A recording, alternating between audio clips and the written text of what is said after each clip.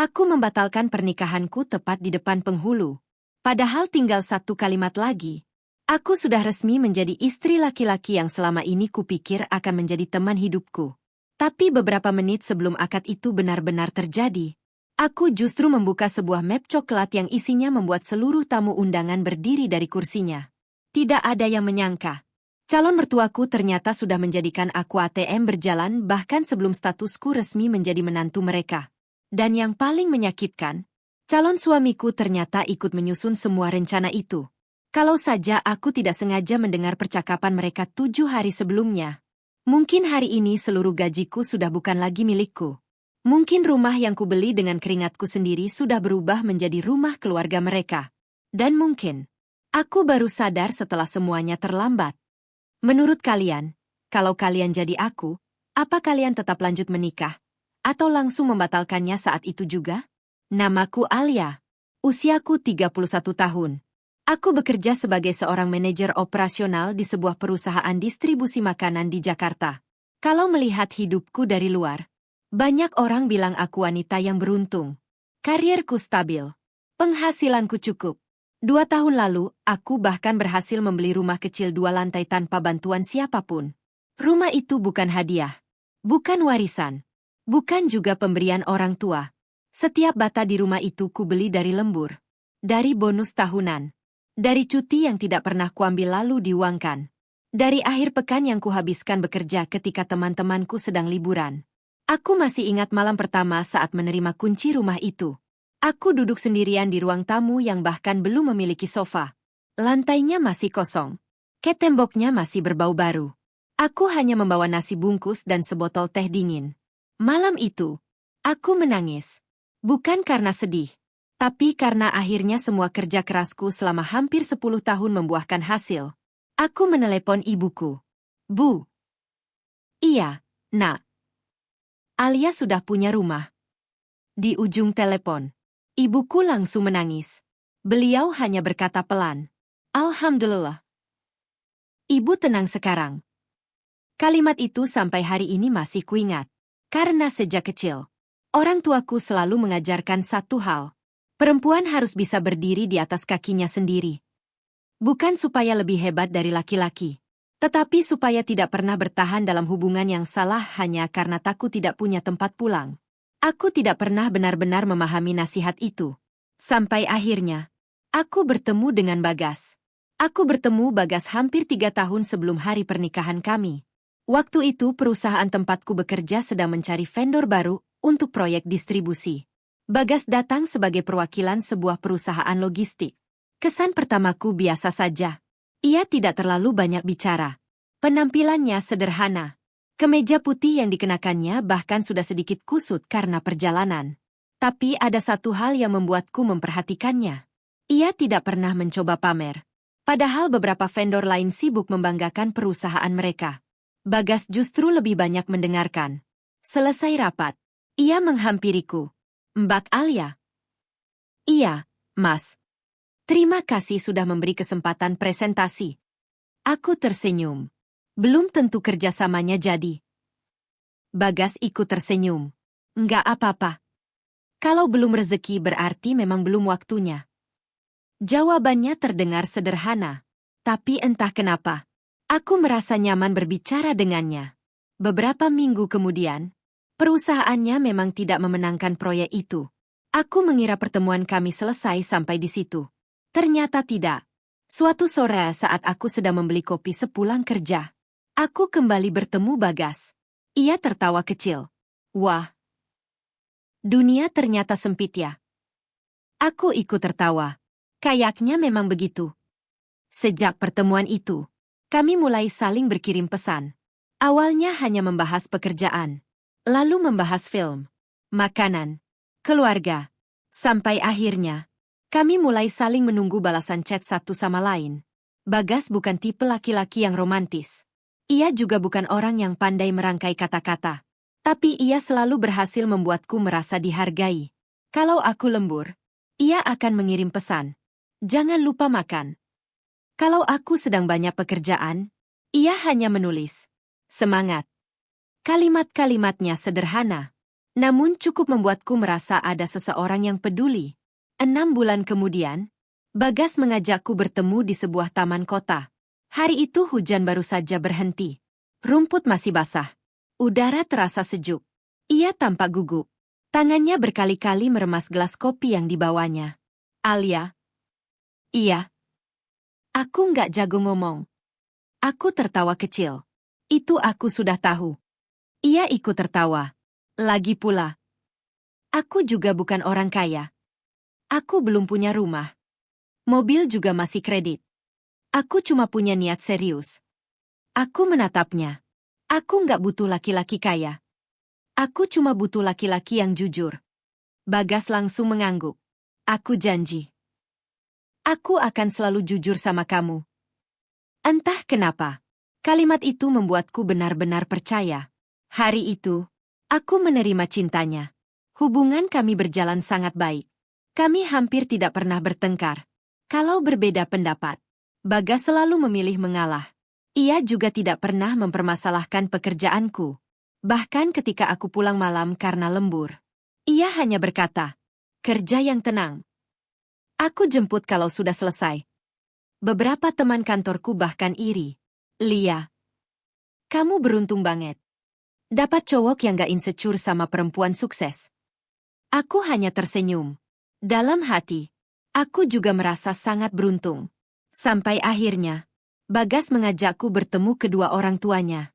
Dan di sanalah, aku pertama kali bertemu dengan perempuan yang nantinya hampir menghancurkan seluruh masa depanku. Namanya, Ibu Ratna. Rumah orang tua Bagas berada di sebuah perumahan lama yang cukup padat. Tidak besar, tapi terlihat bersih dan terawat. Begitu mobilku berhenti di depan rumah, Bagas langsung tersenyum. "Ibu pasti senang akhirnya bisa ketemu kamu." Aku ikut tersenyum. Jujur, aku juga berharap bisa mendapatkan calon mertua yang hangat. Sejak kecil aku selalu membayangkan, kalau nanti menikah, aku tidak hanya mendapat seorang suami, aku juga mendapat keluarga baru. Bagas menggenggam tanganku sebentar. "Tenang. Ibu orangnya baik." Aku mengangguk. Semoga saja. Belum sempat kami masuk.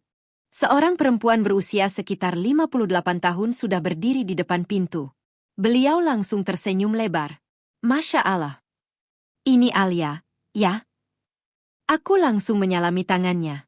"Assalamualaikum, Bu." "Waalaikumsalam. Ih, cantik sekali." Beliau memelukku hangat. Pelukannya membuatku merasa diterima. Di ruang tamu sudah tersedia berbagai macam makanan. Ada risoles, lemper, kue lapis, teh hangat. Bahkan buah-buahan sudah dipotong rapi. Ibu sengaja masak sendiri. Katanya calon menantu pertama harus disambut istimewa. Aku benar-benar tersentuh. Sepanjang makan siang, Ibu Ratna terus bercerita tentang masa kecil Bagas, tentang perjuangan membesarkan anak-anaknya setelah suaminya pensiun, tentang betapa bahagianya beliau karena akhirnya Bagas menemukan perempuan yang dianggap tepat. "Alia." "Iya, Bu. Ibu cuma punya satu pesan." "Apa itu, Bu?" "Tolong jaga Bagas. Dia anak baik. Dia terlalu sering mengalah sama orang." Aku menoleh ke arah Bagas. Ia hanya tersenyum malu. Saat itu, tidak ada sedikit pun tanda bahwa perempuan yang duduk di depanku ini nantinya akan menghitung setiap rupiah gajiku. Beliau bahkan berkali-kali menolak saat aku ingin membantu membereskan meja makan. "Nggak usah. Kamu tamu. Nanti kalau sudah jadi anak sendiri baru bantu-bantu." Kalimat itu membuatku tersenyum. Anak sendiri. Aku menyukai sebutan itu. Beberapa bulan berikutnya, aku semakin sering datang ke rumah mereka. Hubunganku dengan Ibu Ratna terlihat sangat baik. Beliau sering mengirim makanan ke apartemenku. Kadang opor ayam, kadang sambal goreng, kadang hanya sekotak pisang goreng yang katanya baru matang. Kalau aku sedang sakit, beliau yang pertama menelepon. "Jangan kerja dulu. Istirahat. Perempuan itu harus jaga kesehatan." Aku benar-benar merasa disayangi.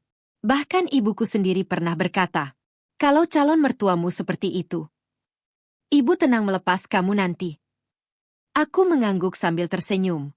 Dalam hati, aku juga berpikir begitu. Namun, beberapa bulan setelah pertunangan kami berlangsung, aku mulai menyadari ada pertanyaan-pertanyaan kecil yang awalnya terdengar biasa. Tetapi, semakin lama semakin terasa aneh.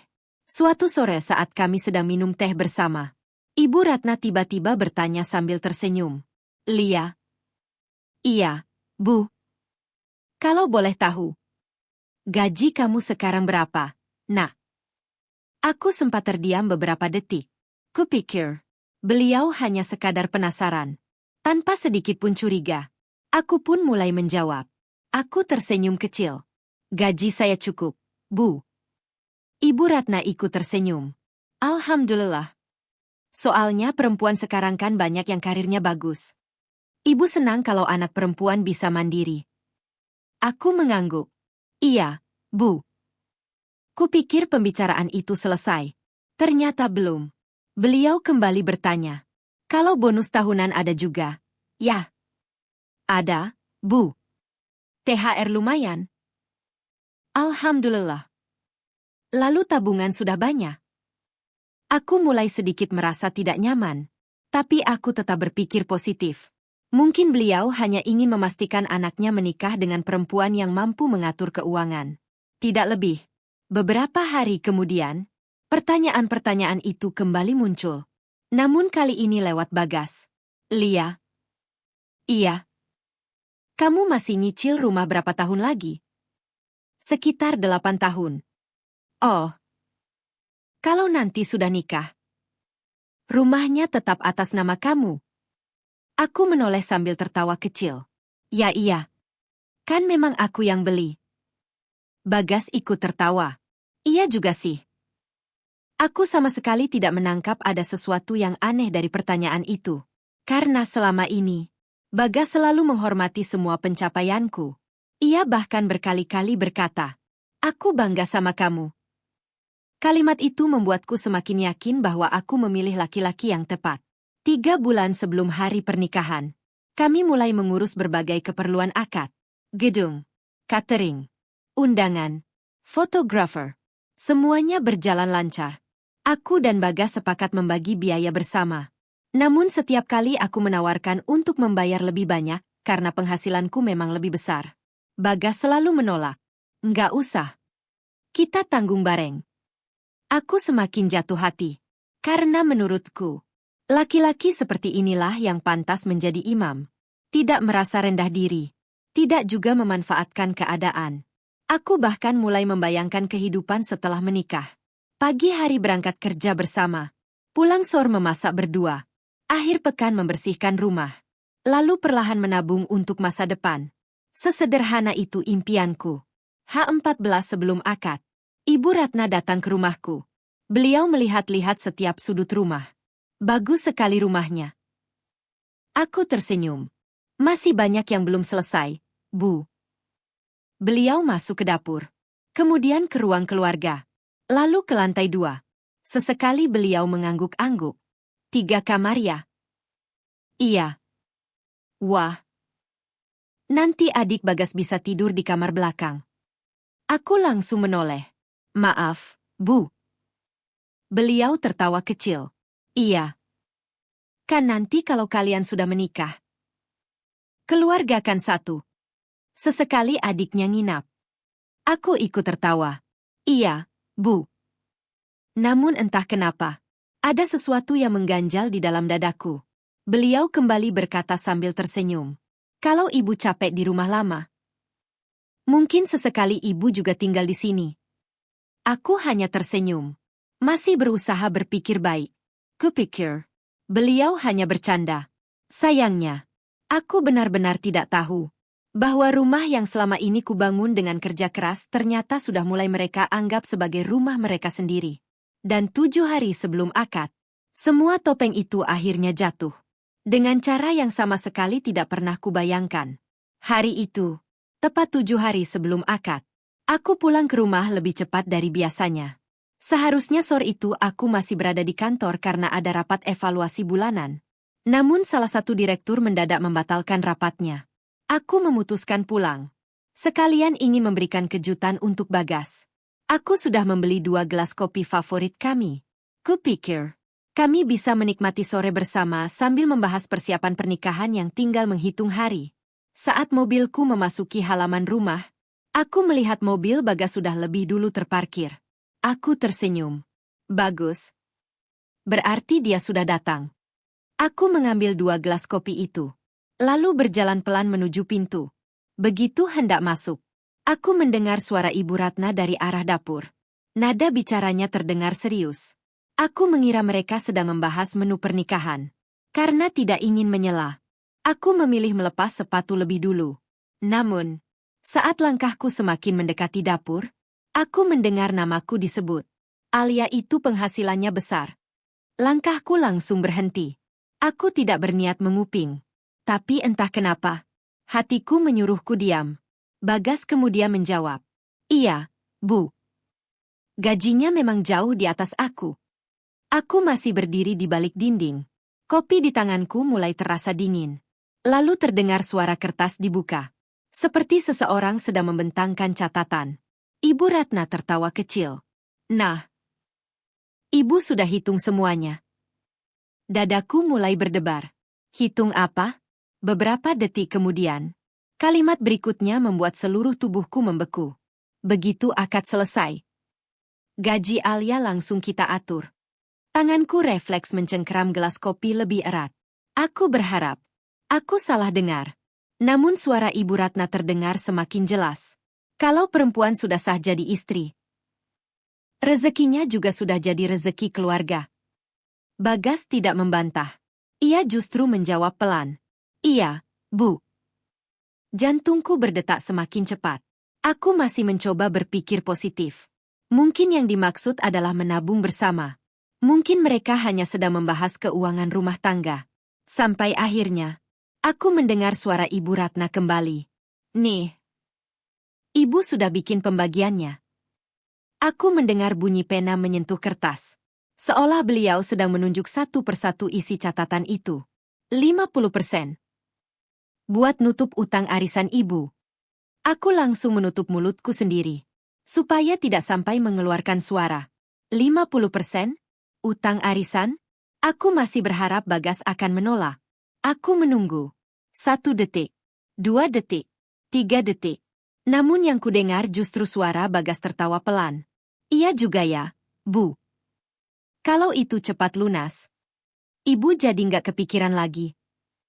Air mataku langsung menggenang. Bukan karena uang itu, melainkan karena laki-laki yang tinggal 7 hari lagi akan menjadi suamiku. Baru saja menyetujui sesuatu yang sama sekali tidak pernah kami bicarakan. Dan itu baru permulaan. Karena beberapa detik kemudian, Ibu Ratna kembali membaca daftar yang ternyata masih sangat panjang. Aku memejamkan mata. Berusaha meyakinkan diriku sendiri bahwa semua ini hanya salah paham. Bahwa sebentar lagi Bagas akan berkata, "Jangan begitu, Bu. Itu uang Alia. Itu hasil kerja kerasnya." Tapi, kalimat itu tidak pernah keluar. Justru suara Ibu Ratna kembali terdengar semakin bersemangat. Lalu 30%. Buat biaya kuliah Rian. Rian adalah adik laki-laki Bagas. Usianya 20 tahun. Baru masuk semester 3. Aku menahan napas. Masih berharap Bagas akan keberatan. Namun lagi-lagi, harapanku runtuh. "Iya, Bu. Kasihan Rian kalau kuliahnya sampai berhenti." Aku menutup mata lebih erat. Tanganku mulai gemetar. Aku mengenal Rian. Anaknya baik. Tapi, sejak kapan biaya kuliahnya menjadi tanggung jawabku? Aku bahkan belum resmi menjadi bagian dari keluarga mereka. Suara Ibu Ratna terdengar semakin ringan. "Nah, kalau 2 itu sudah beres, sisanya buat kebutuhan sehari-hari." Aku mengernyit. Kebutuhan siapa? Belum sempat pertanyaan itu selesai di kepalaku, jawabannya langsung kudengar. "Ya, kebutuhan kita semua. Kamu, Ibu, Rian. Nanti kalau adikmu pulang kerja juga kan sering makan di rumah Alia." Dadaku terasa sesak. Aku baru sadar, yang mereka bicarakan bukan sekadar membantu orang tua. Mereka sedang menyusun anggaran hidup seluruh keluarga. Menggunakan gajiku. Seolah-olah uang yang setiap bulan ku dapat dari bekerja siang malam sudah menjadi milik mereka. Bagas bahkan terdengar tertawa kecil. Kalau dipikir-pikir, kita jadi nggak perlu kontrak rumah lagi ya, Bu? Iya. Kan rumah Alia lebih besar. Ibu juga enak. Nggak perlu tinggal sendirian. Aku langsung menoleh ke arah ruang tamu. Rumahku. Rumah yang kubeli setelah hampir 10 tahun bekerja. Rumah yang bahkan cicilannya masih terus kubayar setiap bulan.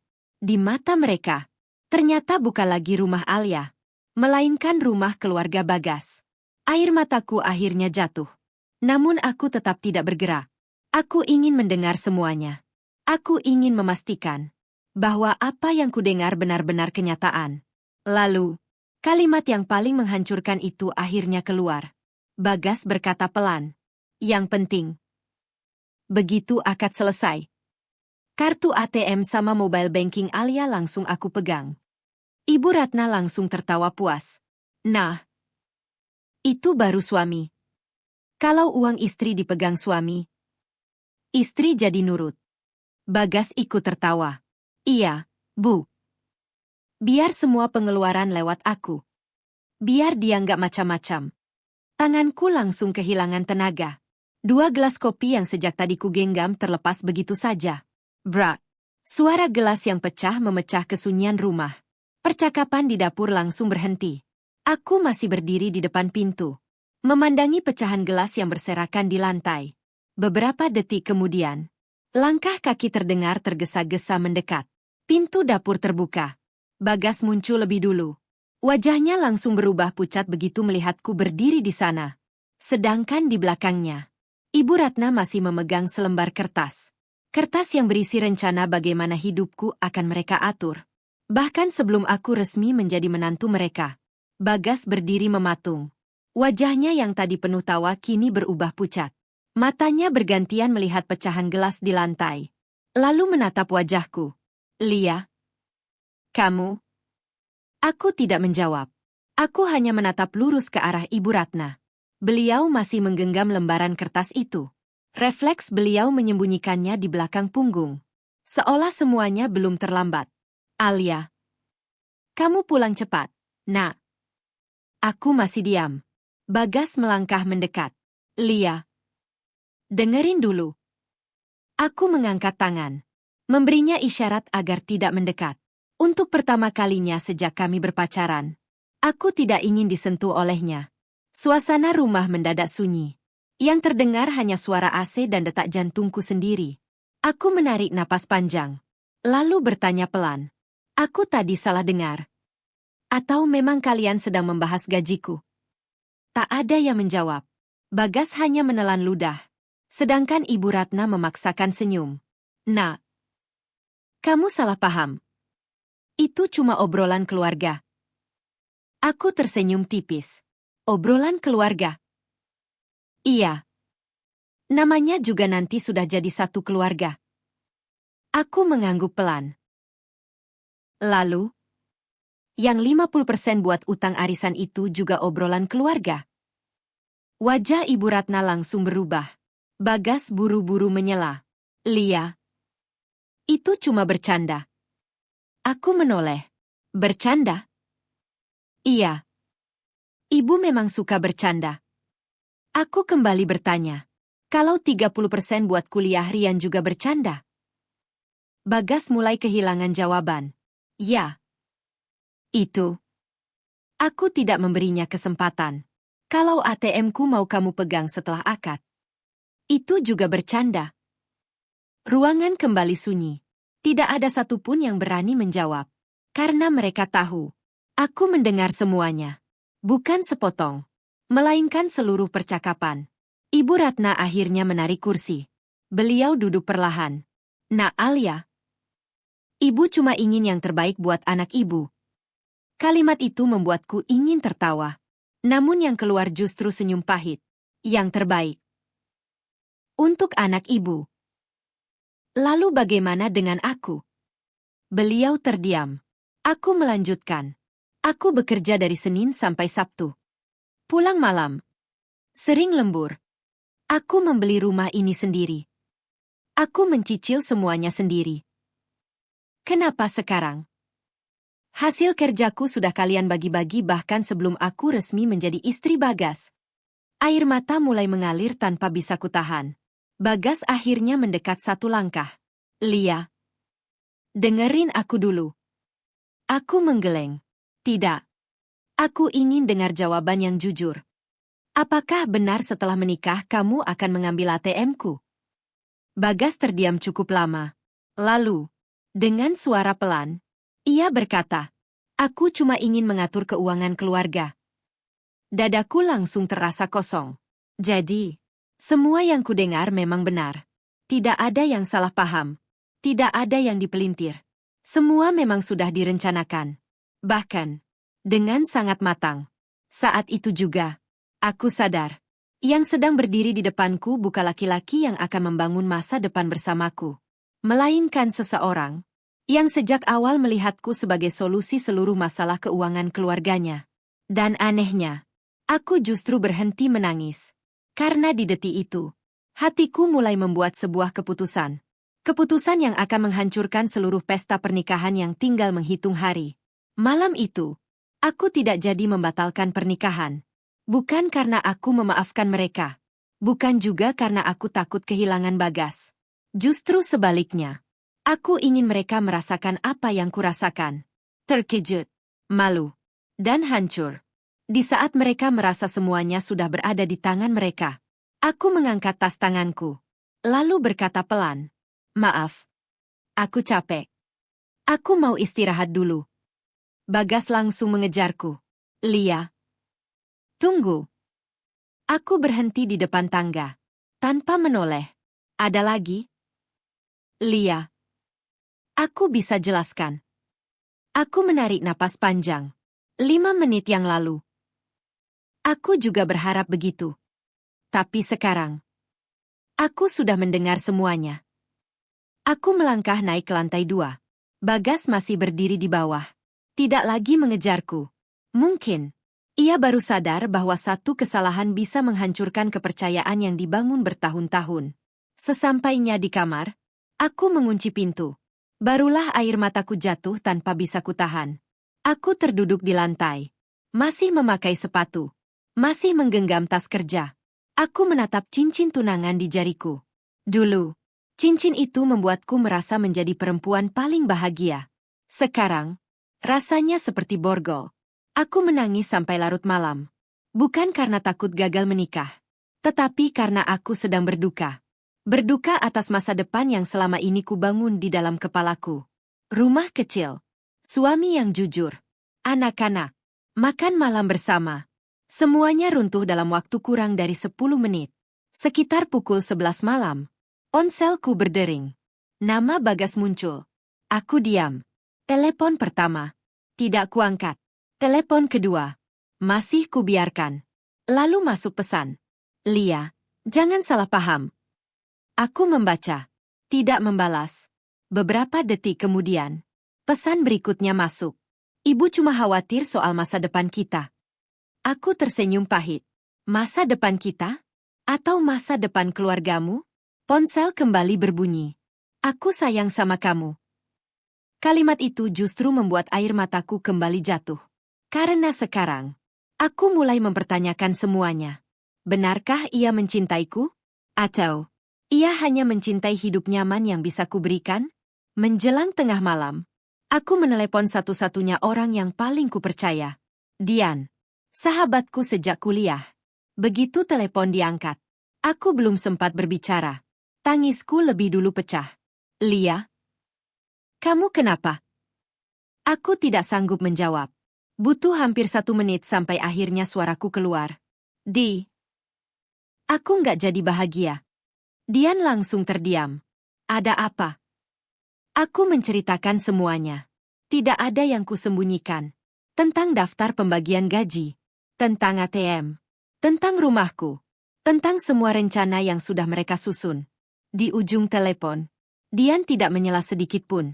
Ia membiarkanku menghabiskan seluruh tangisku. Baru setelah aku selesai, ia berkata dengan suara yang sangat tenang. Lia, kamu jangan menikah. Aku memejamkan mata. Itu juga yang kupikirkan. Tapi, Kalau aku batal sekarang, mereka tinggal bilang aku perempuan yang tidak punya komitmen. Mereka akan memutar semua cerita. Dian terdiam beberapa detik, lalu berkata pelan, "Kalau begitu, jangan batalkan sekarang." Batalkan? Di saat mereka sama sekali tidak menduganya. Aku langsung membuka mata. Jantungku kembali berdetak lebih cepat. Karena untuk pertama kalinya malam itu, aku mulai melihat jalan keluar. Aku memandangi layar ponsel cukup lama. Ucapan Dian terus terngiang di kepalaku. Jangan batalkan sekarang. Batalkan di saat mereka sama sekali tidak menduganya. Semakin kupikirkan, semakin masuk akal. Kalau aku membatalkan malam itu juga, yang akan didengar orang hanyalah satu cerita. Alia kabur sebelum menikah. Mungkin ada laki-laki lain. Mungkin Alia takut berkomitmen. Aku tahu bagaimana cepatnya gosip menyebar. Dan aku juga tahu, orang yang paling pandai memutarbalikkan keadaan adalah orang yang sedang berusaha menutupi kesalahannya. Aku menarik napas panjang. Iya. Aku nggak mau jadi korban yang malah disalahkan. Dian langsung menjawab. Makanya, biarkan mereka merasa menang dulu. Biarkan mereka berpikir rencana mereka berhasil. Baru kamu buka semuanya. Aku mulai menghapus air mata. Kalau aku lakukan itu, apa aku jahat? Dian langsung menjawab tanpa ragu. Bukan. Kamu cuma sedang melindungi dirimu sendiri. Kalimat itu membuatku terdiam. Selama ini, aku selalu memikirkan perasaan orang lain. Perasaan Bagas. Perasaan calon mertuaku. Perasaan keluarga besar. Perasaan tamu undangan. Tapi malam itu, baru kusadari, tak seorang pun memikirkan perasaanku. Kalau aku benar-benar menikah, setiap bulan aku harus bekerja keras. Sementara hasil kerjaku sudah lebih dulu memiliki daftar penerima. Aku bahkan belum menjadi istri mereka. Tapi hidupku sudah mereka atur. Aku menutup telepon dengan Dian hampir pukul 1 dini hari. Sebelum tidur, aku mengambil sebuah buku catatan dari laci meja. Di halaman pertama, aku menulis satu kalimat. Aku tidak akan menikah dengan laki-laki yang melihatku sebagai sumber penghasilan. Aku menatap tulisan itu cukup lama, lalu menutup buku perlahan. Keesokan paginya, aku bangun seperti tidak terjadi apa-apa. Aku mandi, bersiap ke kantor, memakai pakaian kerja, bahkan sempat memasak sarapan sederhana. Saat turun ke ruang makan, Bagas sudah duduk di sana. Matanya terlihat sembab. Mungkin semalaman ia juga tidak tidur. Begitu melihatku, ia langsung berdiri. Lia. Aku tersenyum kecil. Pagi. Ia terlihat bingung. Kamu nggak marah? Aku menarik kursi. Duduk dulu. Bagas masih berdiri. Aku minta maaf. Aku salah. Aku mengangguk pelan. Iya. Lalu?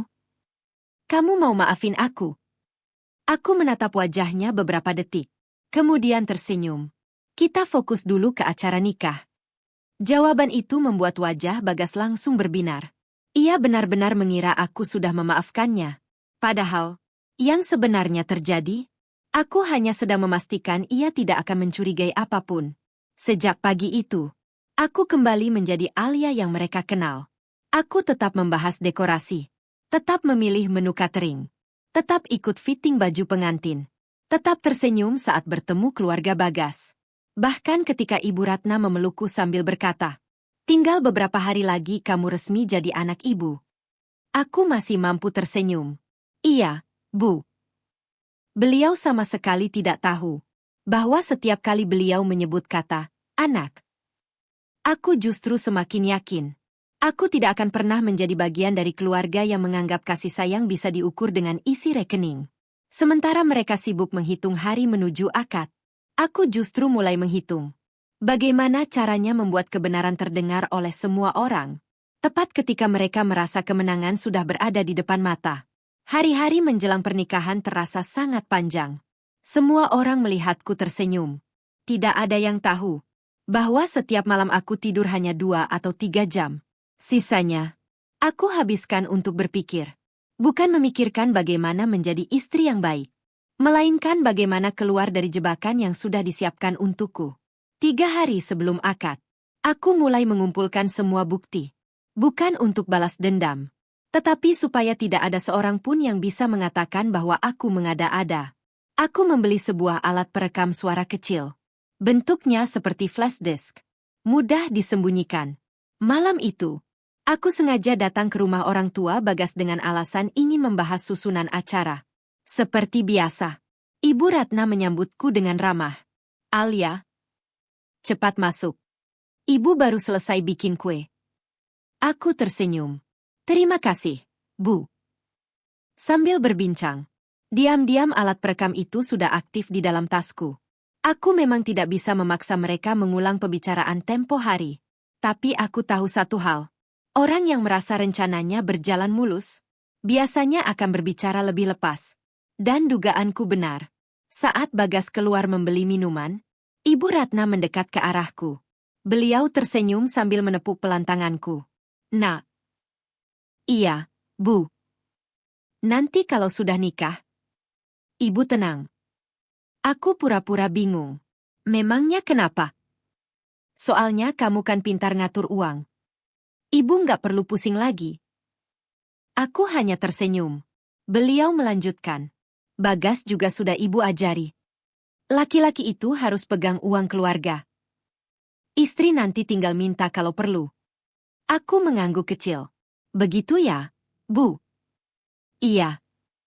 Kalau uang dipegang suami, rumah tangga lebih gampang diatur." Semua kalimat itu terekam dengan sangat jelas. Tak lama kemudian Bagas kembali. Ia duduk di sampingku. Sambil bercanda ia berkata, "Nanti jangan lupa ya. Gaji pertama setelah nikah langsung kita rayakan." Aku tersenyum. "Dirayakan bagaimana?" Bagas tertawa. "Ia masuk rekening keluarga dulu. Kamu nanti tinggal minta kalau butuh." Aku ikut tertawa kecil. Namun di dalam tas, alat perekam itu masih terus bekerja. Merekam setiap kata, setiap tawa, setiap rencana yang mereka anggap sangat wajar. Malam itu aku pulang dengan hati yang jauh lebih tenang. Karena sekarang, aku bukan hanya punya ingatan. Aku juga memiliki bukti.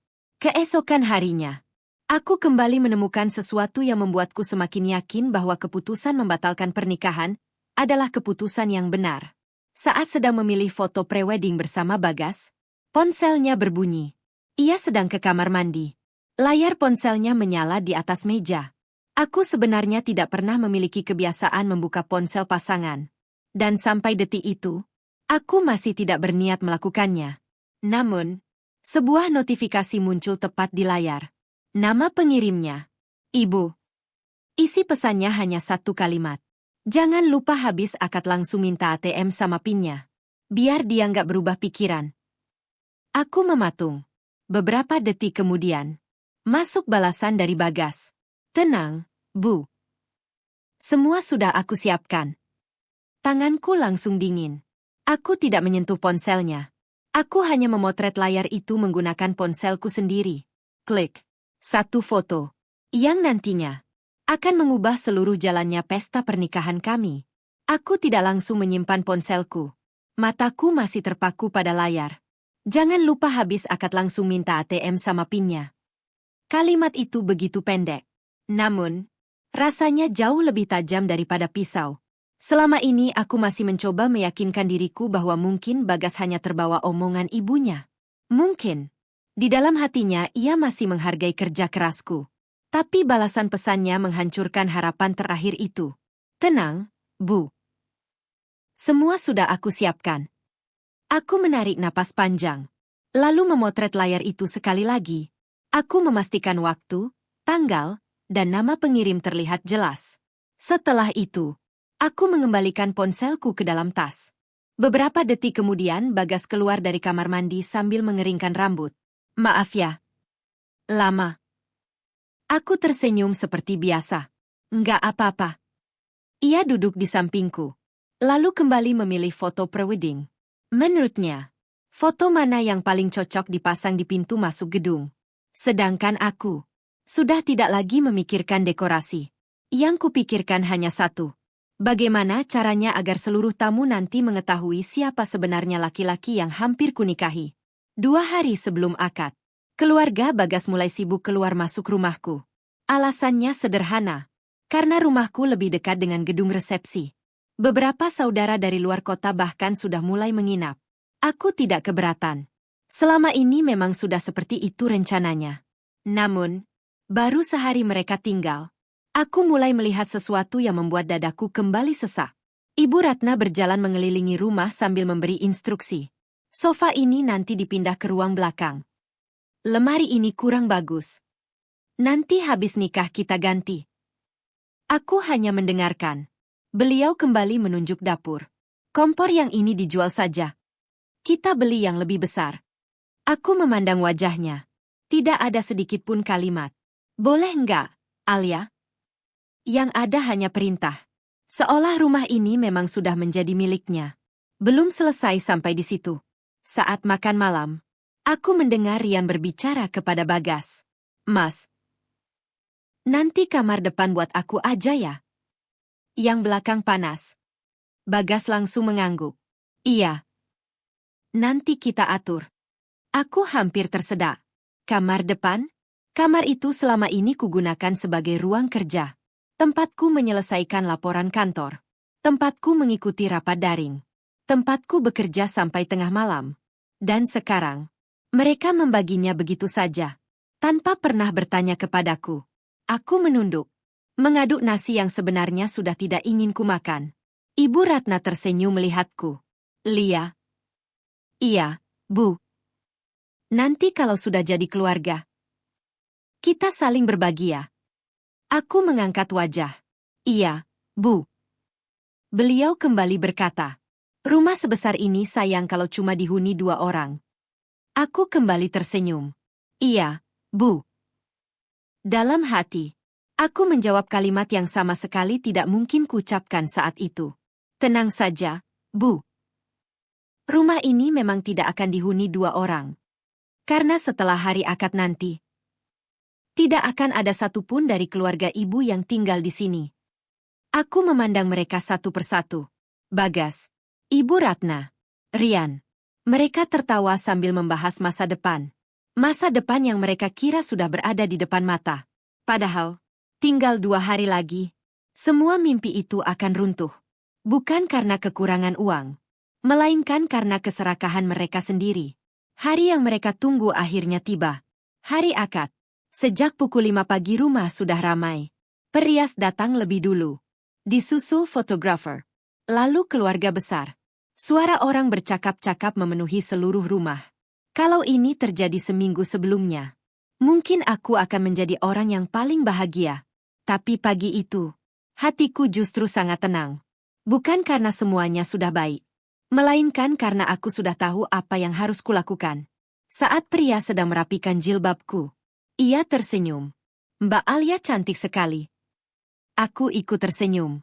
Terima kasih. Deg-degannya. Iya. Ia tertawa kecil. Wajar. Sebentar lagi statusnya berubah.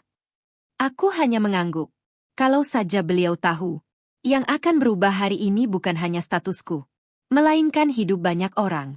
Selesai dirias, aku meminta izin masuk ke kamar sebentar. Di sana, di dalam laci meja kerjaku, sudah ada sebuah map coklat. Map yang selama beberapa hari terakhir tidak pernah jauh dari pandanganku. Aku membukanya sekali lagi. Di dalamnya tersusun rapi. Foto chat Bagas. Transkrip percakapan. Rekaman suara yang sudah kusalin ke flash disk. Daftar pembagian gaji yang sempat berhasil kupotret ketika Ibu Ratna meninggalkannya di atas meja. Semuanya kususun berdasarkan urutan. Tidak ada satu lembar pun yang tertukar. Aku menutup map itu perlahan, lalu memasukkannya ke dalam tas kecil berwarna putih yang akan kubawa ke pelaminan. Pukul 9 pagi, kami berangkat menuju gedung. Sepanjang perjalanan, Bagas terus menggenggam tanganku. Akhirnya ya. Aku menoleh. Iya. Aku bahagia banget hari ini. Aku hanya tersenyum. Kalimat itu terasa begitu asing. Karena laki-laki yang menggenggam tanganku sekarang adalah laki-laki yang sudah merencanakan mengambil seluruh kendali atas hidupku. Sesampainya di gedung, Suasana jauh lebih meriah. Para tamu mulai berdatangan. Musik gambus mengalun pelan. Di depan pintu masuk berdiri foto prewedding kami berukuran besar. Semua orang tersenyum melihatnya. Beberapa kerabat menghampiriku. Masya Allah. Cocok sekali. Semoga sampai kakek nenek. Aku mengucapkan terima kasih. Dalam hati, aku hanya berdoa. Semoga Allah memberiku keberanian. Karena apa yang akan kulakukan sebentar lagi, akan menjadi keputusan terbesar dalam hidupku. Aku duduk di ruang tunggu pengantin.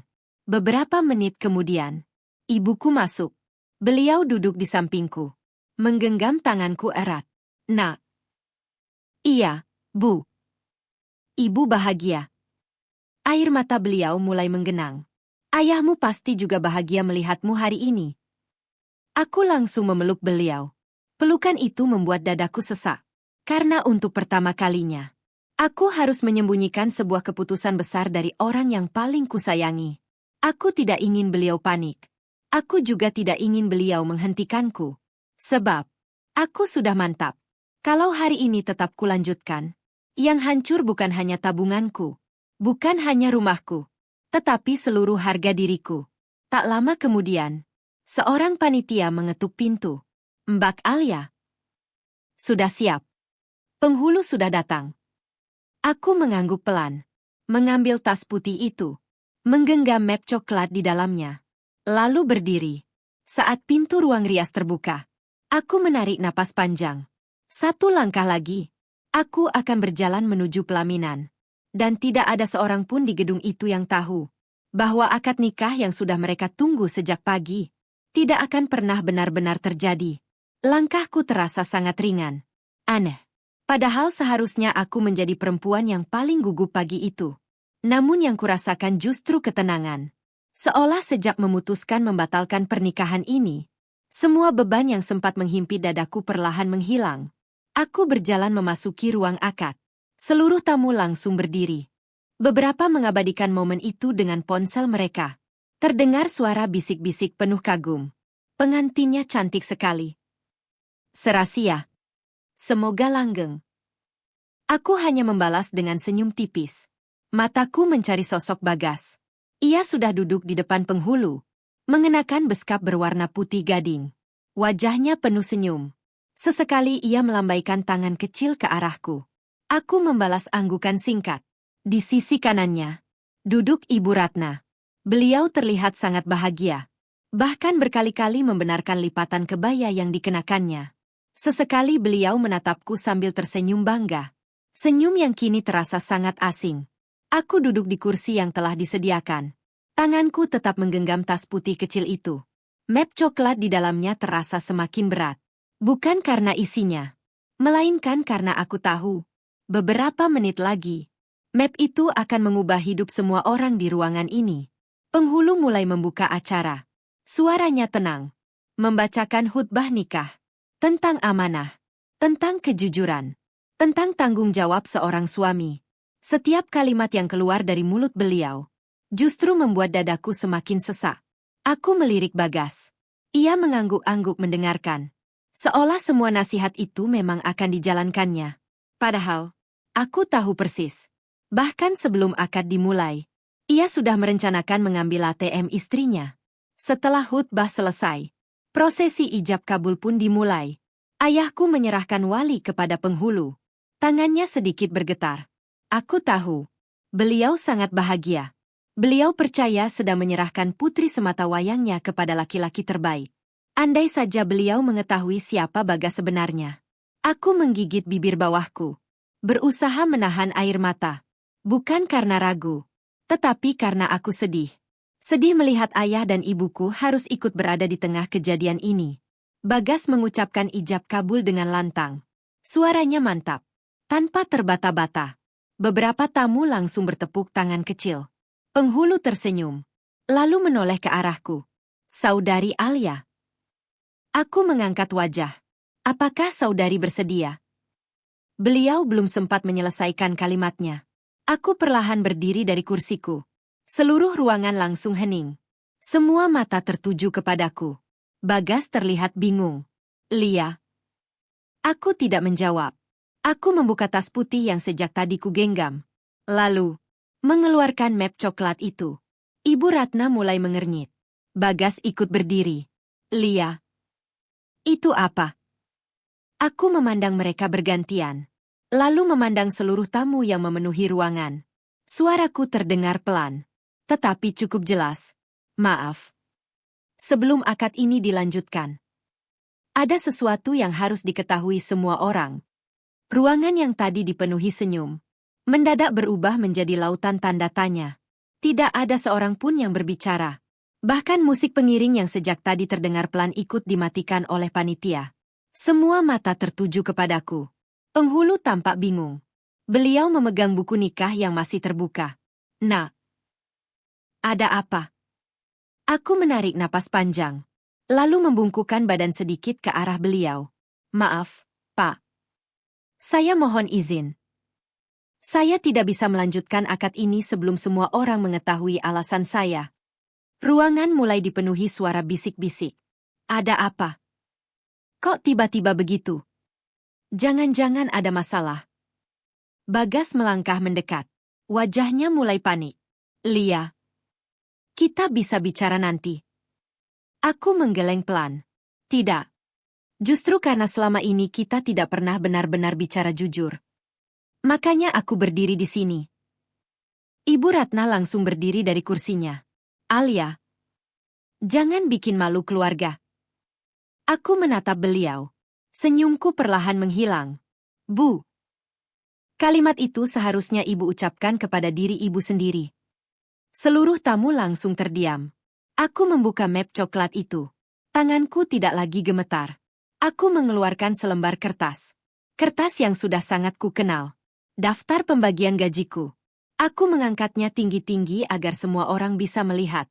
Seminggu yang lalu, aku tidak sengaja mendengar calon mertuaku membuat daftar penggunaan gajiku. Ibu Ratna langsung memucat. Itu bukan begitu maksudnya. Aku tidak menggubris. Aku mulai membacanya perlahan. 50%. Untuk melunasi utang arisan Ibu Ratna. Ruangan langsung riuh. Beberapa tamu saling berpandangan.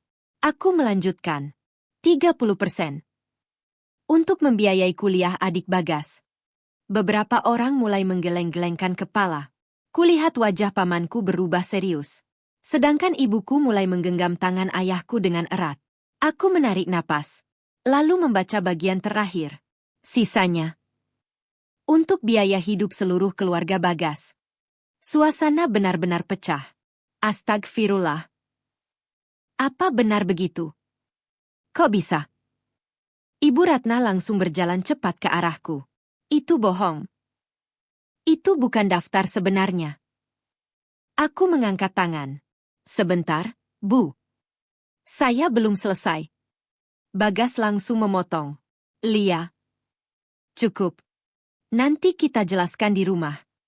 Aku menatapnya. Rumah? Rumah yang mana? Rumah yang sudah kalian bagi-bagi kamarnya.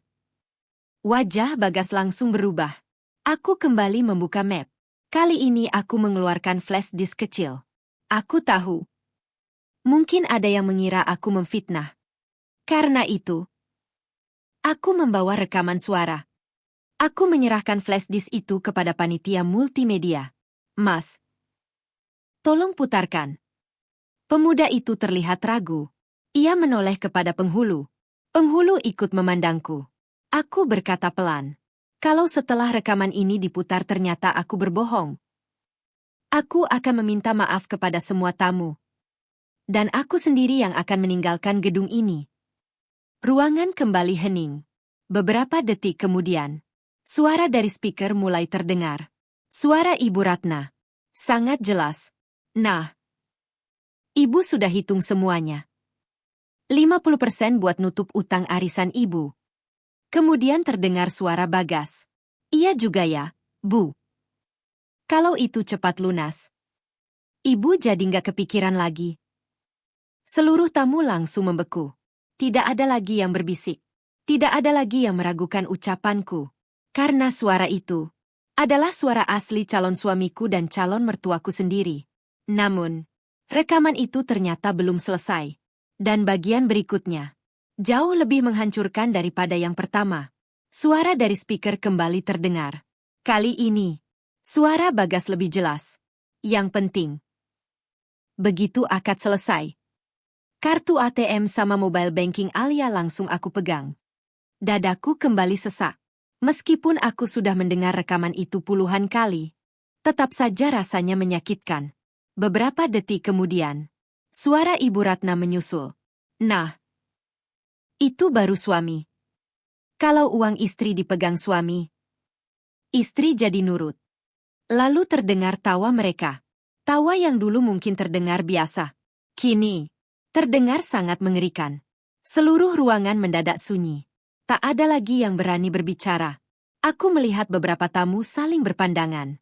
Seorang ibu yang duduk di barisan depan sampai menutup mulutnya sendiri. Pamanku menggeleng pelan. Sedangkan ayahku masih memandang lurus ke arah Bagas. Tatapan yang belum pernah kulihat sebelumnya. Kecewa. Sangat kecewa. Bagas langsung berjalan ke arah panitia. Matikan. Itu dipotong. Itu bukan pembicaraan lengkap. Panitia tidak bergerak. Mereka justru menoleh kepadaku. Aku mengangguk pelan. Rekaman dimatikan. Karena yang ingin kudengar semua orang memang hanya bagian itu. Sudah lebih dari cukup. Bagas kembali menghampiriku. Wajahnya mulai memerah. Lia, dengerin aku. Itu cuma rencana. Belum tentu dilakukan. Aku tersenyum tipis. Jadi, kalau aku tidak mendengarnya, kamu tetap akan meminta ATM-ku setelah akad. Bagas langsung terdiam. Aku kembali bertanya. Jawab, Gas. Kamu akan mengambil ATM-ku atau tidak? Ia menelan ludah. Matanya mulai berkaca-kaca. Namun, ia tetap tidak menjawab. Karena diamnya sudah menjadi jawaban. Aku lalu mengeluarkan satu lembar foto dari dalam map. Foto hasil tangkapan layar percakapan di ponselnya. Aku mengangkatnya tinggi-tinggi. Kalau rekaman masih dianggap kurang, mungkin ini bisa menjelaskan. Aku menyerahkan foto itu kepada penghulu. Beliau membaca perlahan. Kemudian wajahnya berubah. Beliau menyerahkan kepada ayahku. Ayahku membaca beberapa detik. Tangannya langsung mengepal. Beliau berdiri. Lalu membaca keras-keras isi pesan itu. Jangan lupa habis akad langsung minta ATM sama PIN-nya. Biar dia nggak berubah pikiran. Ruangan kembali gaduh. Ayahku melanjutkan. Tenang, Bu. Semua sudah aku siapkan. Begitu kalimat terakhir selesai dibacakan, Bagas langsung menutup wajahnya. Sedangkan Ibu Ratna terduduk lemas di kursinya. Beliau tidak lagi mampu membela diri. Karena sekarang, bukan hanya suaranya yang menjadi bukti, tetapi juga pesan yang dikirim anaknya sendiri. Aku menarik napas panjang. Lalu menatap seluruh tamu satu persatu. Ayah. Ibu. Maafkan Alia. Alia tidak bisa menikah dengan laki-laki yang sejak awal melihat pekerjaan Alia sebagai jalan keluar untuk seluruh masalah keuangan keluarganya. Air mata ibuku langsung jatuh. Ayahku berjalan mendekat. Beliau menggenggam pundakku. Lalu berkata dengan suara bergetar. Nak, kamu tidak perlu meminta maaf. Yang seharusnya malu, bukan kamu. Kalimat ayahku membuat seluruh beban di dadaku runtuh seketika. Karena sejak pagi, yang paling kutakutkan bukanlah kehilangan Bagas, melainkan mengecewakan kedua orang tuaku. Dan ternyata, mereka justru berdiri di belakangku. Ruangan itu masih sunyi. Tidak ada lagi yang berani membela Bagas. Tidak ada lagi yang berani mengatakan aku berlebihan. Semua bukti sudah berbicara.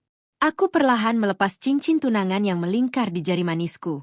Cincin yang dulu kupakai dengan penuh kebanggaan. Kini, terasa begitu berat. Aku memandangnya beberapa detik. Lalu melangkah mendekati Bagas. Tangannya langsung terulur. Lia, tolong. Jangan lakukan ini. Aku menggeleng pelan. Bagas, aku pernah mencintaimu. Bahkan aku sudah menyiapkan seluruh hidupku untuk kita. Air mataku kembali mengalir. Tapi ternyata, yang kamu siapkan bukan masa depan kita, melainkan daftar bagaimana menghabiskan hasil kerja kerasku. Aku meletakkan cincin itu di telapak tangannya. Bagas langsung menggenggamnya. Tangisnya pecah. Lia. Aku salah. Aku hilaf. Aku janji. Aku nggak akan ambil ATM kamu. Aku menatap matanya. Bagas. Masalahnya bukan lagi ATM. Masalahnya, aku sudah tahu siapa dirimu sebenarnya. Bagas langsung berlutut di hadapanku. Seluruh tamu terkejut. Lia. Aku mohon. Kasih aku kesempatan. Aku bakal berubah. Aku memejamkan mata sejenak. Kalimat itu, andai keluar seminggu yang lalu, mungkin aku masih akan mempercayainya. Tapi sekarang, semuanya sudah terlambat. Aku melangkah mundur satu langkah, lalu menghadap seluruh tamu. Suaraku bergetar. Namun setiap katanya keluar dengan sangat jelas. Maaf kepada seluruh keluarga. Maaf kepada semua tamu yang sudah meluangkan waktu hadir. Maaf atas semua biaya dan tenaga yang sudah dikeluarkan. Aku tahu keputusan ini mengecewakan. Tapi, aku lebih memilih menanggung malu 1 hari daripada menanggung penyesalan seumur hidup. Beberapa tamu langsung menganggukkan kepala. Seorang ibu di barisan depan bahkan bertepuk tangan pelan. Disusul beberapa orang lainnya. Tepuk tangan itu semakin lama semakin ramai. Bukan karena mereka senang melihat pernikahan batal, melainkan karena mereka mengerti mengapa aku mengambil keputusan itu. Aku kembali menoleh kepada Bagas. Selama ini, aku mencari laki-laki yang mau berjalan di sampingku. Bukan laki-laki yang berdiri di belakang ibunya untuk menghitung gajiku. Lalu aku memandang Ibu Ratna. Beliau masih terduduk. Wajahnya pucat. Tangannya gemetar. Aku berkata dengan sopan. Bu, saya datang ke keluarga ibu untuk menjadi istri. Bukan menjadi ATM berjalan. Saya ingin menghormati ibu sebagai orang tua. Tapi ibu justru menghitung nilai saya dari isi rekening. Air mata Ibu Ratna mulai jatuh. Beliau mencoba berdiri. Alia, ibu minta maaf. Ibu hilaf. Ayo kita bicarakan baik-baik. Aku menggeleng perlahan. Kalau semua ini hanya soal ucapan, mungkin masih bisa dibicarakan. Tapi ibu dan Bagas sudah membuat rencana. Lengkap. Siapa dapat berapa? Siapa tinggal di rumah saya? Bahkan siapa yang akan memegang ATM saya? Aku berhenti beberapa detik, lalu mengucapkan kalimat yang selama seminggu terakhir terus kusimpan. Saya mencari pasangan hidup. Bukan keluarga yang sedang mencari sumber penghasilan baru. Kalimat itu membuat seluruh ruangan kembali hening. Tak ada lagi yang bisa dibantah. Karena semua orang tahu, yang kubicarakan bukan dugaan, melainkan kenyataan yang baru saja mereka dengar dengan telinga mereka sendiri. Dan di detik itulah, aku menoleh kepada penghulu, lalu berkata dengan suara mantap, Pak. Dengan penuh kesadaran, saya membatalkan akad nikah ini. Ucapan itu menggantung di udara. Dengan penuh kesadaran, saya membatalkan akad nikah ini. Tidak ada suara, tidak ada tepuk tangan, tidak ada lagi bisik-bisik. Seluruh ruangan seperti kehilangan napas. Penghulu menatapku cukup lama, lalu menutup perlahan buku nikah yang sejak tadi masih terbuka. Beliau menarik napas panjang. Kalau itu keputusan saudari, maka akad tidak dapat dilanjutkan. Kalimat itu menjadi penutup. Penutup dari hubungan yang kubangun hampir 3 tahun. Bagas langsung terduduk. Matanya kosong. Seolah baru menyadari bahwa semua yang selama ini ia rencanakan benar-benar telah runtuh. Lia. Suaranya hampir tak terdengar. Tolong. Jangan pergi. Aku memandangnya beberapa detik. Laki-laki yang dulu menjemputku setiap kali lembur. Yang dulu rela kehujanan hanya untuk membawakan payung. Yang dulu berkata, aku akan selalu jujur sama kamu. Ternyata, janji itulah yang pertama kali ia ingkari. Aku menggeleng pelan. Bagas. Yang pergi bukan aku. Kamu yang lebih dulu meninggalkan kepercayaan yang kuberikan. Air matanya semakin deras. Aku masih cinta sama kamu. Aku tersenyum pahit. Cinta. Tidak pernah meminta izin mengambil ATM seseorang. Cinta juga tidak pernah membuat daftar pembagian gaji pasangannya. Ruangan kembali sunyi. Beberapa tamu mulai mengusap air mata. Bukan karena kasihan kepada Bagas, melainkan karena mereka bisa merasakan betapa hancurnya kepercayaan ketika dikhianati oleh orang yang paling kita percaya. Tiba-tiba, Ibu Ratna berjalan cepat menghampiriku. Beliau langsung menggenggam kedua tanganku. Alia, Ibu salah. Ibu benar-benar salah. Tolong. Jangan batalkan. Ibu janji. Ibu nggak akan ikut campur lagi. Tangannya bergetar. Air matanya membasahi pipinya. Kalau kejadian ini terjadi seminggu sebelumnya, mungkin aku akan luluh. Tapi sekarang, aku hanya menarik kedua tanganku perlahan. Maaf, Bu. Bukan karena saya tidak bisa memaafkan, tapi karena saya tidak lagi bisa mempercayai. Ibu Ratna langsung terduduk. Beliau menangis keras. Beberapa saudara mencoba menenangkannya. Namun tidak ada yang mampu mengubah keadaan. Aku kemudian menoleh ke arah panitia. Maaf. Acara cukup sampai di sini. Lalu aku memandang seluruh tamu. Terima kasih sudah datang. Saya benar-benar meminta maaf karena sudah mengecewakan semuanya. Salah seorang tamu berdiri. Beliau seorang bapak yang usianya sekitar 60 tahun. Beliau berkata dengan suara lantang. Nah, kamu tidak mengecewakan kami. Kamu justru menyelamatkan hidupmu. Beberapa tamu langsung mengangguk. Lalu terdengar tepuk tangan. Awalnya hanya 1 orang. Kemudian 5 orang. 10 orang. Hingga akhirnya, hampir seluruh ruangan memberikan tepuk tangan kepadaku. Aku tidak merasa menang. Aku juga tidak merasa menjadi pahlawan. Aku hanya merasa, untuk pertama kalinya, aku memilih diriku sendiri. Di tengah suara tepuk tangan itu, aku melihat wajah Bagas semakin pucat. Karena akhirnya ia menyadari, yang hilang hari itu bukan hanya pesta pernikahan, tetapi perempuan yang selama ini selalu menerima dirinya apa adanya. Dan kesempatan terakhir untuk membangun keluarga bersama orang yang benar-benar mencintainya. Kupikir semuanya sudah selesai. Ternyata, masih ada 1 babak lagi yang harus kutuntaskan. Setelah sebagian tamu mulai meninggalkan gedung, aku meminta ayah dan ibu menungguku sebentar. Ayah. Ibu. Alia mau pulang ke rumah dulu. Ayah mengangguk. Beliau tidak bertanya apa-apa. Beliau tahu. Masih ada sesuatu yang harus kuselesaikan. Sekitar 30 menit kemudian, aku tiba di rumah. Rumah yang seharusnya menjadi tempatku memulai hidup baru sebagai seorang istri. Namun hari itu, rumah itu justru menjadi tempatku menutup semuanya. Begitu pintu terbuka, aku melihat koper-koper milik keluarga Bagas masih memenuhi ruang tamu. Tas, kardus, bahkan beberapa pakaian sudah tergantung di lemari. Aku tersenyum pahit. Mereka benar-benar sudah merasa tinggal di rumah ini. Tak lama kemudian, mobil Bagas berhenti di halaman. Ia turun bersama Ibu Ratna dan Rian. Wajah mereka masih sembab. Begitu melihatku berdiri di ruang tamu, Bagas langsung berlari mendekat. Lia, tolong. Kita mulai dari awal. Aku menggeleng pelan. Sudah terlambat.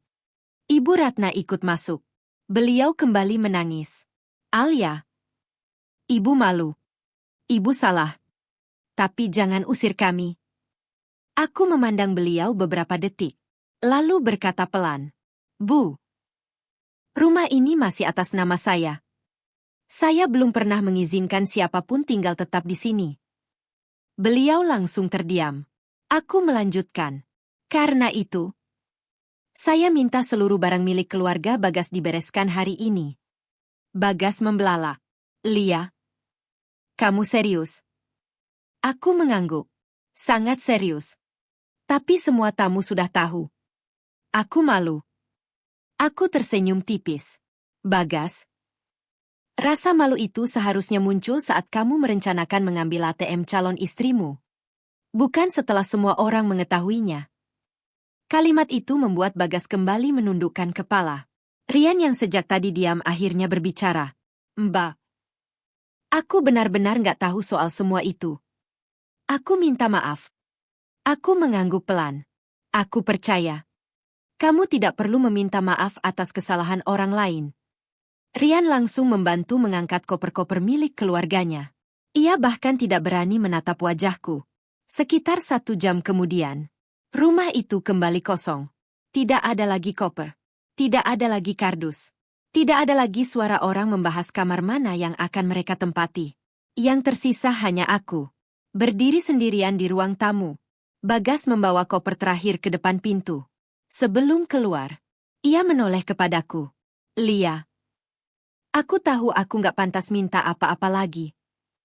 Tapi, boleh nggak aku tanya satu hal? Aku mengangguk.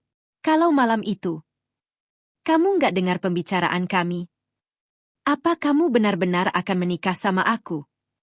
Aku menarik napas panjang, lalu menjawab dengan jujur. Iya. Aku akan menikah denganmu. Air mata Bagas kembali jatuh. Berarti, aku sendiri yang menghancurkan semuanya.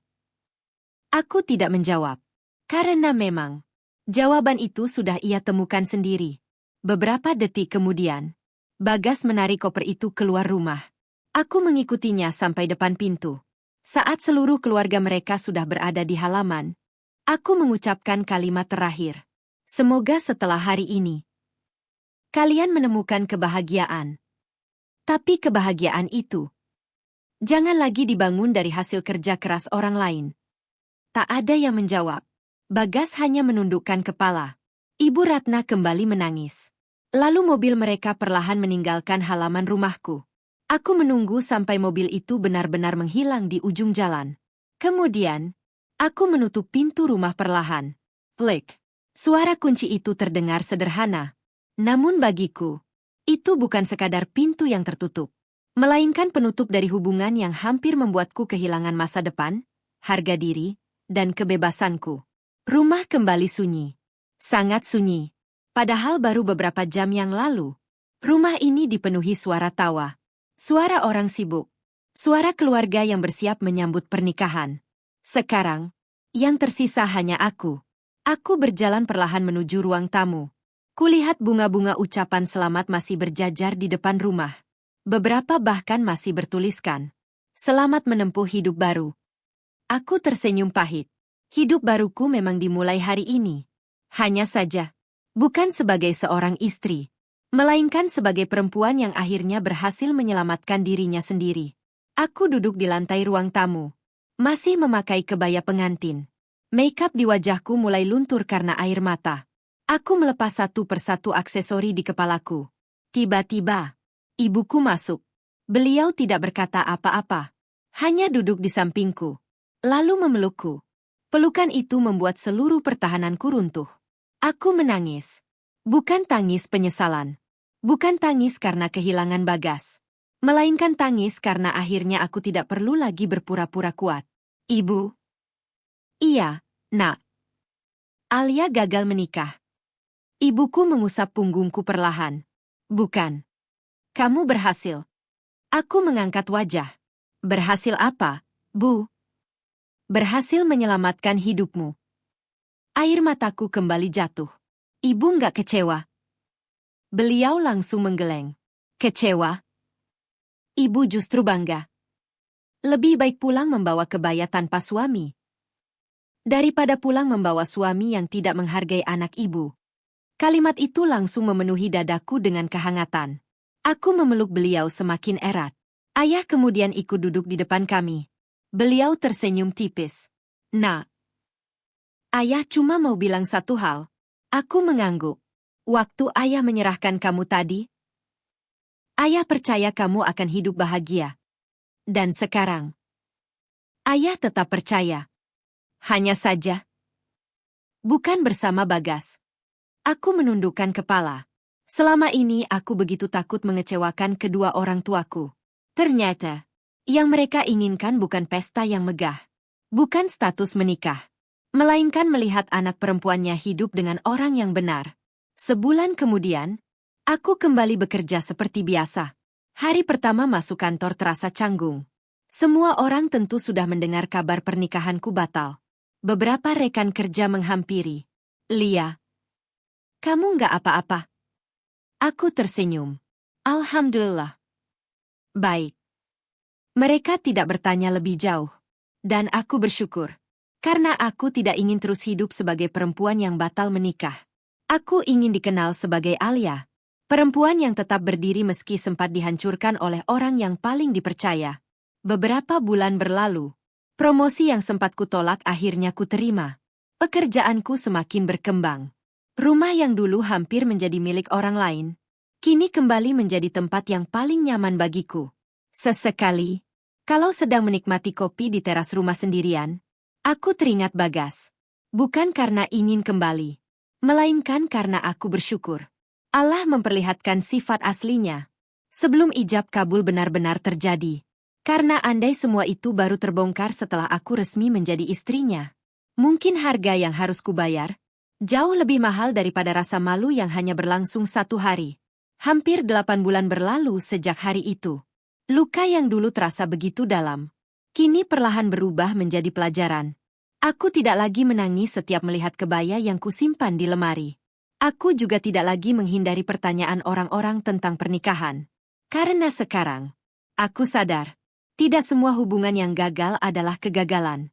Kadang, itulah cara Tuhan menyelamatkan kita dari kehidupan yang jauh lebih menyakitkan. Suatu sore, saat aku baru pulang kerja, ponselku berdering. Nomor yang tidak kusimpan. Aku mengangkatnya. Halo. Terdengar suara pelan dari seberang. Alia. Aku langsung mengenalinya. Bagas. Aku terdiam beberapa detik. Ada apa? Suaranya jauh berbeda.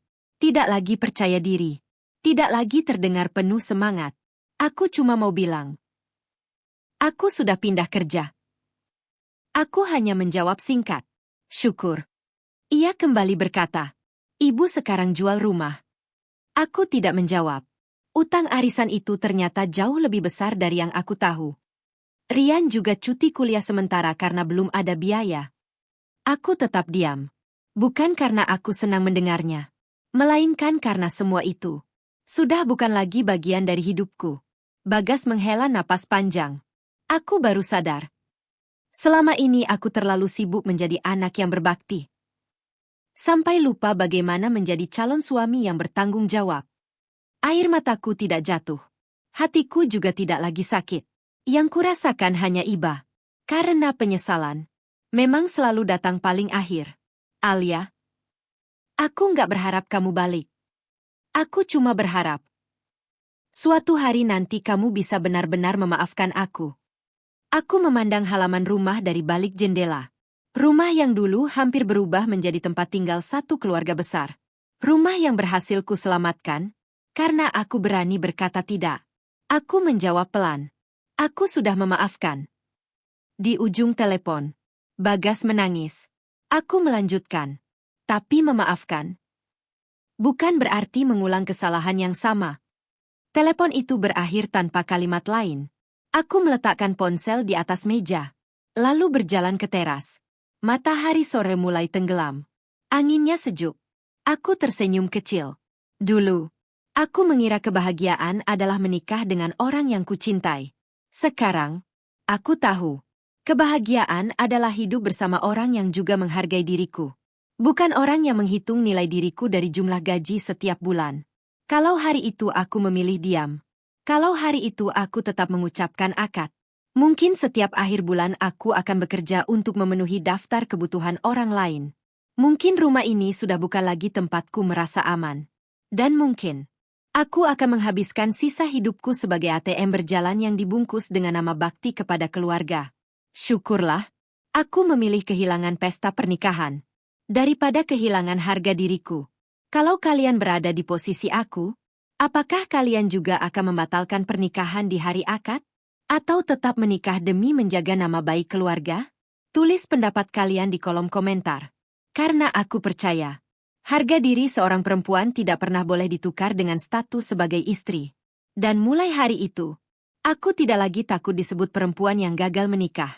Karena yang sebenarnya gagal bukanlah perempuan yang berani membatalkan pernikahan yang salah, melainkan orang-orang yang mengira cinta bisa dibangun dengan menguasai hasil kerja keras pasangannya. 1 tahun kemudian, aku berdiri di teras rumah yang dulu hampir menjadi milik orang lain. Rumah ini masih sama.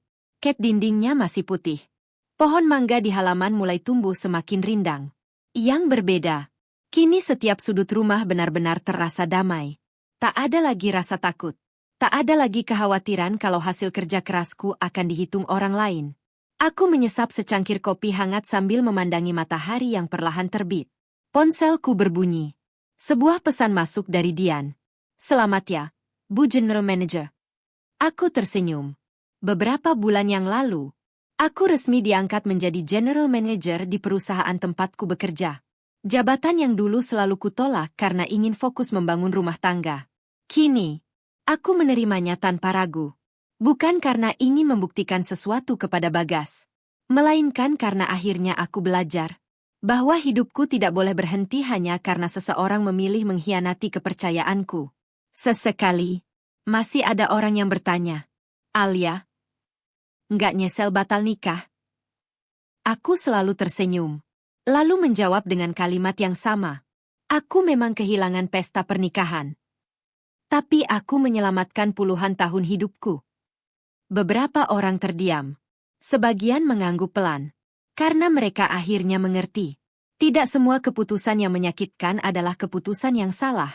Ada luka yang harus dipilih, agar kita tidak hidup dalam luka yang jauh lebih panjang. Tentang Bagas, aku mendengar kabarnya sesekali dari teman. Katanya ia kini bekerja di luar kota. Hidup sederhana.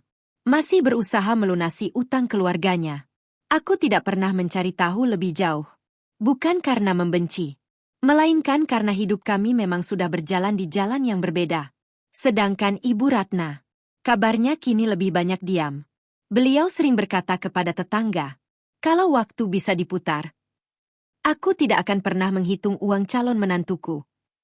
Namun, seperti hidup yang tidak pernah memberi tombol kembali, penyesalan tidak pernah mampu mengubah masa lalu. Aku juga tidak pernah lagi bertemu mereka. Dan memang tidak perlu. Karena memaafkan seseorang tidak selalu berarti harus kembali menghadirkannya dalam hidup kita. Sore itu, aku menutup jendela rumah. Kulihat pantulan diriku di kaca. Aku tersenyum. Perempuan yang berdiri di hadapanku bukan lagi Alia yang takut kehilangan pasangan. Bukan lagi Alia yang selalu berusaha menyenangkan semua orang. Melainkan seorang perempuan yang akhirnya memahami nilai dirinya sendiri. Kalau ada satu pelajaran paling berharga dari semua yang kualami, maka pelajaran itu adalah ini. Jangan pernah menikah hanya karena takut disebut gagal. Jangan pernah bertahan hanya karena sudah terlalu banyak berkorban. Dan jangan pernah menyerahkan masa depan kepada seseorang yang sejak awal hanya menghitung apa yang bisa ia ambil darimu. Karena cinta yang sehat tidak pernah meminta kita kehilangan harga diri. Terima kasih sudah mendengarkan kisahku sampai akhir.